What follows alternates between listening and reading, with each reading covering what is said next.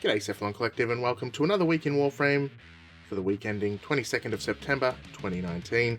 I'm Cephalon Greg. While there wasn't much in terms of official news this week, it was nevertheless a busy week. So let's jump on into it. Up first, Tenogen Round 17 is on its way. Headed of course to PC shortly and consoles much later. It contains 10 Warframe skins, 2 alt helmets, 3 chest armor pieces which are new for Tenogen, 4 operator accessories, 2 new Sciendanas, and 4 new weapon skins. I've shared a couple here that have taken my fancy, but if you want to see them all for yourself, and I recommend you do, there is a link in the description below this video. On a very different note, there was a bit of hullabaloo on the interwebs last week about review bombing on Steam. While there's a lot more to the story than this, here's the short version.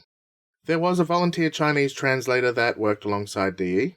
This person was removed from the volunteer program after it was determined that they had broken terms and NDAs with DE. Whether or not this is true, we can't say, but I expect these decisions weren't made lightly. This, of course, disappointed a number of Chinese players, who also took umbrage to the fact that DE appeared to recognize Hong Kong and Taiwan as separate to China, which is disputed by the Chinese government. As a result, a large number of Chinese players took to Steam to vent their disappointment. Of course, Steam detected all of these as being politically motivated, so they removed them from the review pool as they were unlikely to affect a potential new player's decision on purchasing the game. While there is a bit more to this topic than we've covered, I feel this provides all of the information that is required for the average Warframe fan. And on a different note again, we all knew this was coming, but the Saint of Ultra update is now live on all consoles. Yay! It's also been announced that Wukong Prime Access will end on October 1st.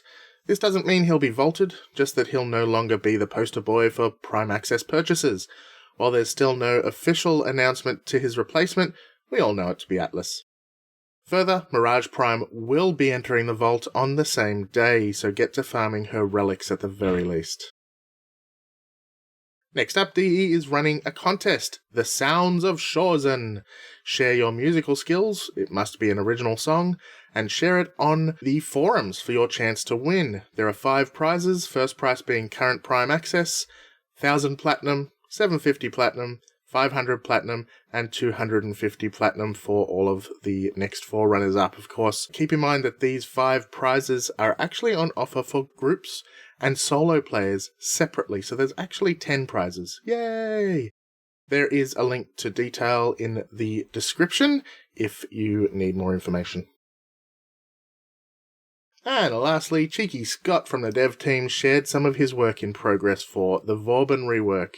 There's not a lot to see here really, except that Bastille and Vortex look to have been merged into a single ability that can be cast a couple of times, and the grenade traps, or whatever you want to call them, seem to have undergone some kind of unclear change. We'll have more info on the full rework once it comes to hand, but it looks to me like the winds of change are a-blowing. And this brings us up to date for this week's news. I'd like to say thank you, as always, to our patrons. These people keep the machinery running at Cephalon Squared, allowing us to release these videos, podcasts, update our website, and keep our community pumping, and we can't thank them enough.